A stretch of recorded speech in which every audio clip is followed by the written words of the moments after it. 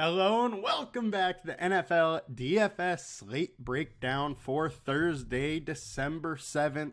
We're going to be breaking down this Patriots versus Steelers game.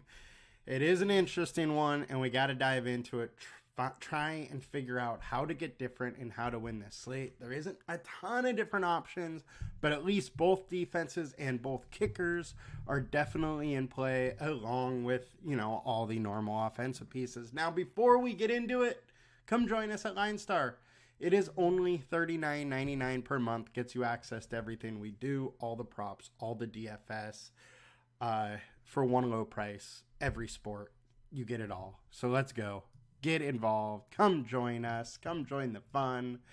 Get involved in chat. Have a good time. And win some money. All right. So, as usual, we will start at quarterback. And it is an ugly one at QB. So, we got good old Bailey Zappi and Mitch Trubisky. Trubisky is the highest priced player on the slate. Ownership wise, Zappy's getting a little bit more ownership, mostly due to the fact that he's cheaper. Trubisky is the better fantasy player due to the fact that he can run a little bit. He can get you some points with his legs. So I would much prefer him over Zappy, but all in all, it's a pretty rough spot here. And if we go over to DraftKings, it is more of the same. Trubisky, 9,200, Zappy, 9K. So Trubisky is getting more ownership because of that. As he should, Zappy really hasn't done much when he's got his chances. So you can't really love Zappy. And if we go to the matchup spot, it is Trubisky that has a little bit better of a matchup. Pitt's actually been fairly good versus the quarterback. Shut down Murray, shut down Browning, who looked very good last time out. Shut down DTR. Jordan Love did okay. Levis didn't do much. On and on we can go through it. Pretty much since the bye week or since Lamar Jackson, they have been fairly good versus the quarterback, especially quarterbacks that aren't very good. So Zappy definitely falls into that situation. New England, meanwhile, has been pretty bad as well versus or decent at stopping the quarterback when they aren't very good. They did even shut down Justin Herbert last week. However, the one thing there is the Chargers are insanely beat up and injury ridden, much like the Steelers. So I am not that surprised they were able to shut down Herbert. All in all, quarterback play is going to be ugly. You likely do need one of them, though. Now, let's get into the running back spot. So Zeke and Jaylen Warren are getting a majority of the ownership, with Najee coming third. I do have to say, at this type of ownership, I would rather Najee than Zeke or Jaylen Warren. The big plus with Zeke in this matchup is the fact that he is the guy. However, the Patriots, haven't been a one running back system for a very, very long time. And I would not be surprised if Jermichael Hasty or Ty Montgomery are involved a little more than we expect, which makes both of them kind of interesting flyers. Nobody's going there. They're cheap. I think you could do worse by taking that flyer.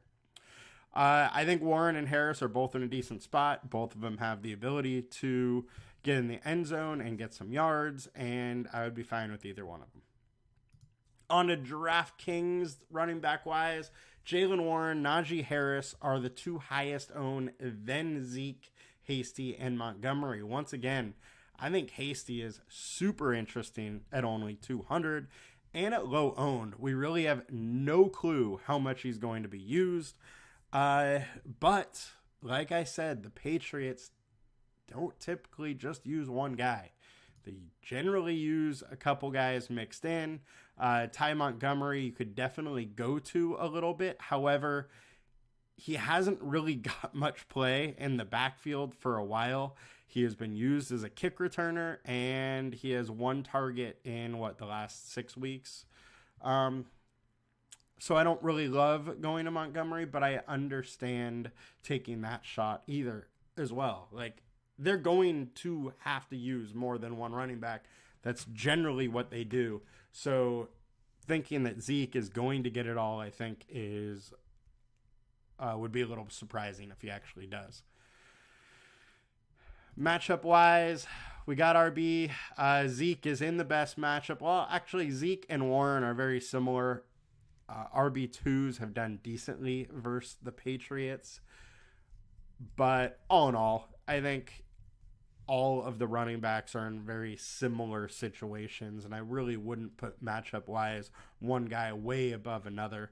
So I think, build your lineups based on a story, what you think there, and any of these guys are capable of making it happen. Now get over to wide receivers. So we got Deontay Johnson, George Pickens, Devontae Parker, Juju, and Tyquan Thornton. Those are the wide receivers that are going to be used the most. Allen Robinson will be mixed in a little bit. Calvin Austin mixed in a little bit. Jalen Reagor has had a little bit play recently. He is kind of involved, but, not hugely. So Deontay and Pickens are the obvious targets here. I don't really love Devontae Parker.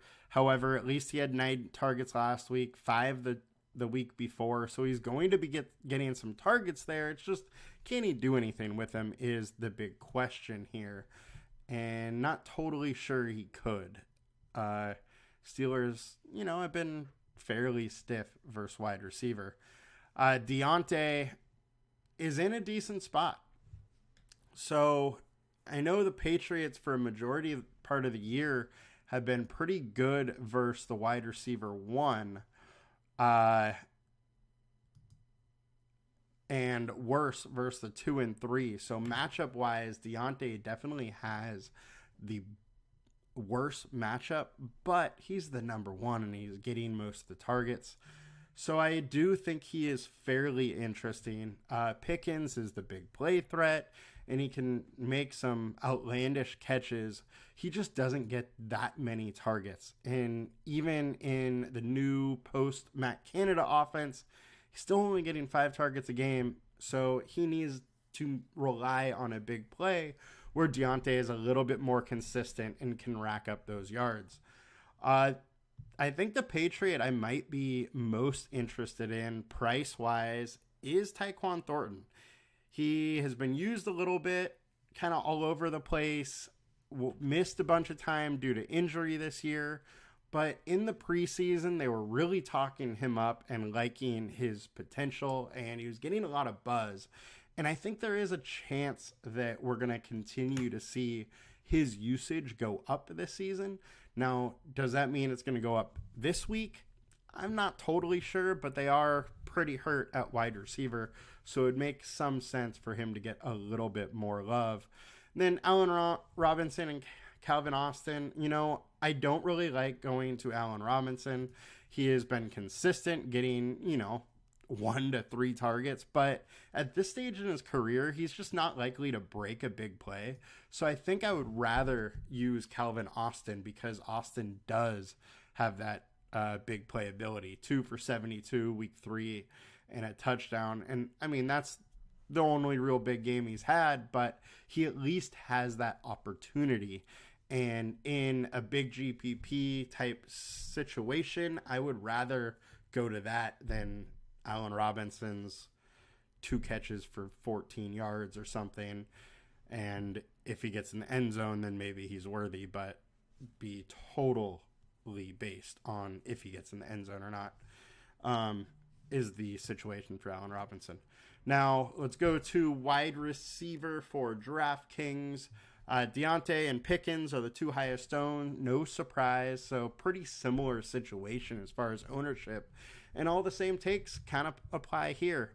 But even more so, the Allen Robinson and Calvin Austin situation, because Austin is $600 cheaper and getting less ownership. So I think he is an interesting play as far as a punt.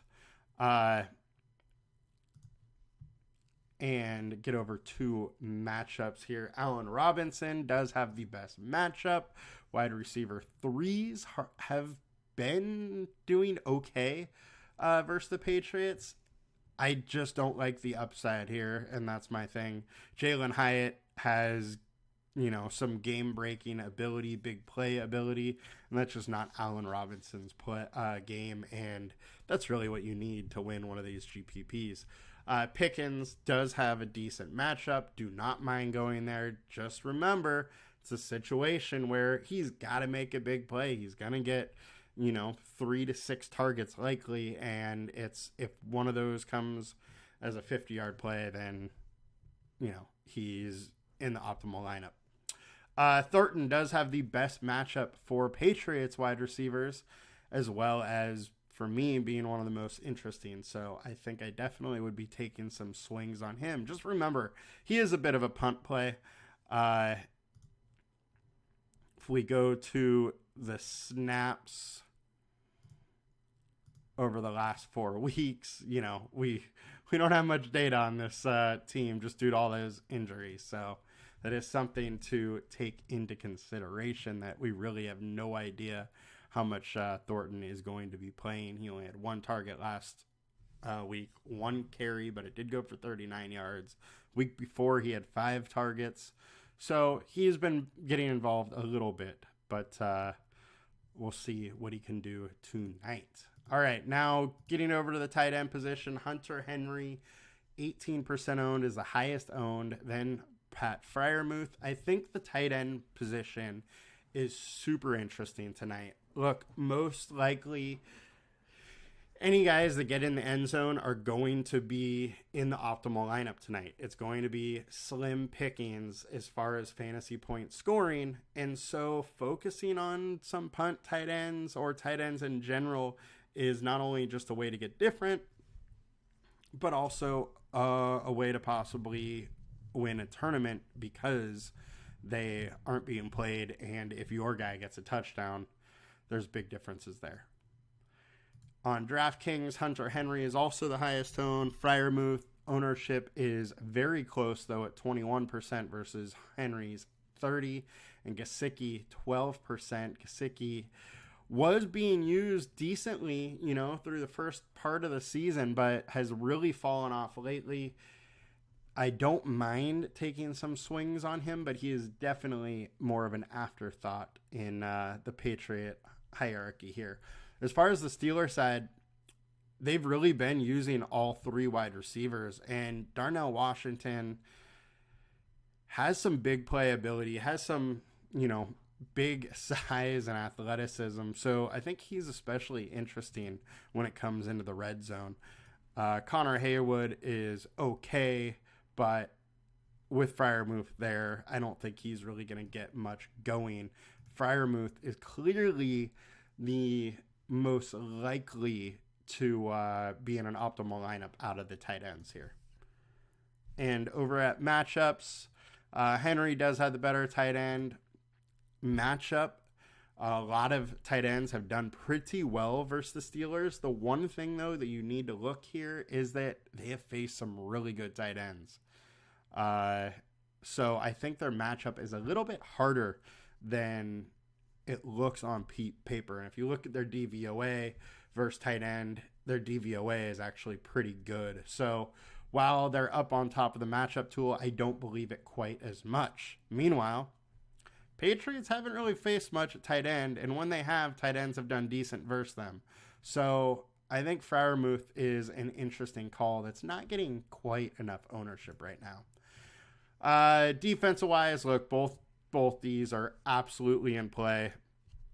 With both these quarterbacks, you can absolutely count on either defense, and Steelers being 53% owned to the Patriots 11% owned is kind of crazy. There's no way that they should be almost 5x the ownership when Patriots are cheaper and really have about the same likelihood of being optimal than the Steelers. Then on the DK side, it is pretty much the same situation. Patriots D is just a little bit more owned on DraftKings, but same goes there as well. And both kickers are in play. Obviously, the Steelers are going to project a little bit better. The Chris Boswell kicker, that is, with 29% ownership, and thus getting a little more love from ownership also. But I don't think you can count out Chad Ryland. Pretty much how it comes down is it's, you know, whatever team is able to move the ball more is likely going to be having more kicking opportunities. And it really could be either one of these. So I don't think you can discount either spot. So all in all, pretty ugly slate here, but at least there are some spots where we can get a little bit different. And thank goodness for DFS, because without it, I don't know if any of us are going to be watching this game, as it is one of the lowest totals we've seen for like the last 30 years or something. Anyways, guys, have a good one. I will be back tomorrow with the NBA DFS show and the main slate show. So see you guys. Good luck. And please like, comment, and subscribe to the video. Helps me a ton. Bye, guys.